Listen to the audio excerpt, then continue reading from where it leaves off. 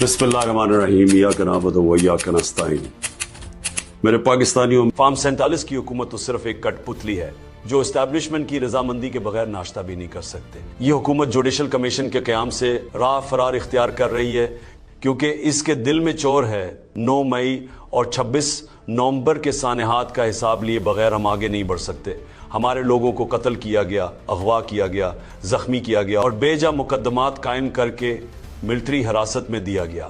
दुनिया की तारीख में कहीं सिक्योरिटी फोर्सेस अपने शहरियों पर सीधे फायर नहीं खोलते, मगर हमारे कारकुनान के साथ ये जुल्म भी किया गया। इन वाक़यात की तहकीकात के लिए कमीशन का क़याम नागुज़ीर है और कमीशन ना बनाना हुकूमत के झूठा होने की निशानी है। ये हमारे खिलाफ प्रोपेगेंडा करते थे कि हम मुज़ाकरात की मेज़ पर बैठने को तैयार नहीं, मगर हकीकत यह है कि जब हम मुल्क की खातिर मुज़ाकरात के लिए आए तो ये कमीशन का मुतालबा सुनते ही दूम दबा कर भाग गए क्योंकि उनकी नीयत में खोट है।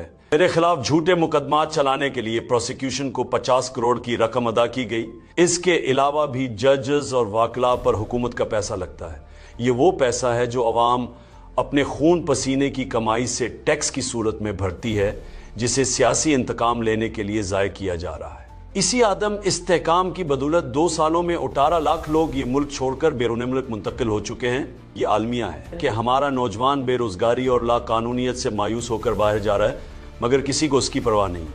पाकिस्तान की तमाम एजेंसियों को तहरीक इंसाफ को कुचलने के काम पर लगाया गया है ताकि 8 फरवरी को इस मुल्क के आवाम के मैंडेट पर जो शब खून मारा गया वो सामने ना आ सके। अगर एजेंसियों को सियासत के बजाय अपना काम करने पर लगाया जाता तो आज मुल्क में दहशतगर्दी का नासूर दोबारा सर ना उठा रहा होता। यहिया खान पार्ट 2 और कठपुतली हुकूमत मुझ पर झूठे मुकदमात का जवाज बनाकर मुझे जेल में रखे हुए। अलकादिर का मुकदमा भी भूंडा है और तोशा खाना का मुकदमा भी। मैं मौजूदा चेयरमैन नहीब और जज नासिर जावेद, जिसकी कारकर्दगी सुप्रीम कोर्ट के फैसले में सबके सामने है, के खिलाफ इस मामले पर कानूनी चाराजोई करूंगा।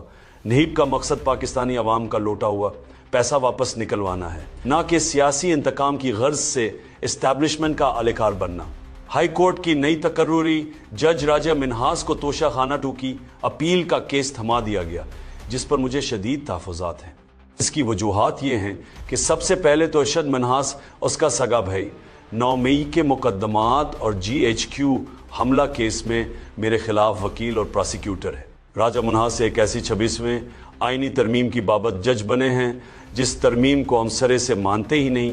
ये कठपुतली नामुकम्मल और जाली पार्लिमान की जानिब से मंजूर की गई एक गैर आईनी और गैर कानूनी तरमीम है। इस तरमीम को हमने सुप्रीम कोर्ट में चैलेंज भी कर रखा है, लिहाजा इनको हमारा कोई भी केस उसूल के मुताबिक सुनना नहीं चाहिए। तोशा खाना के मामले पर हाई कोर्ट के सीनियर तरीन जज साहिबान अपना फैसला दे चुके हैं, जिसमें 6 एक दूसरे से मुंसलिक मामला थे।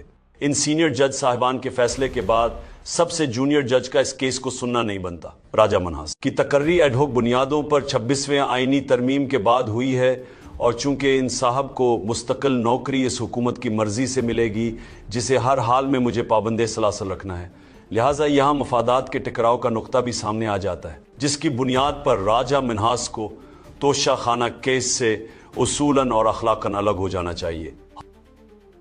अलकादिर के मामले में लंदन की अदालत का फैसला भी सामने आ चुका है, जिससे वाज़ेह कि यह रकम हुकूमत नहीं बल्कि सुप्रीम कोर्ट के अकाउंट में आनी थी।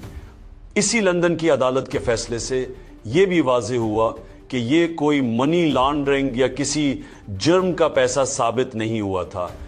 21 अप्रैल 2020 को अलकादिर के मामले पर नैब ने एक इंक्वायरी कमेटी तश्कील दी, जो चेयरमैन नैब, डिप्टी चेयरमैन नैब, प्रोसिक्यूटर नैब और एडिशनल प्रोसिक्यूटर नैब पर मुश्तमिल थी। उन्होंने इस इंक्वायरी की तहकीकात करके इस मुकदमे को बंद कर दिया कि इस मुकदमे में कुछ भी ऐसा मौजूद नहीं कि इसे चलाया जा सके। अलकादिर की दोबारा इंक्वायरी का आगाज बदनीति पर किया गया। इसमें भी ये साबित हुआ कि मुझे या मेरी अहलिया को इस रकम या मंसूबे से एक ठिके का फ़ायदा हासिल नहीं हुआ।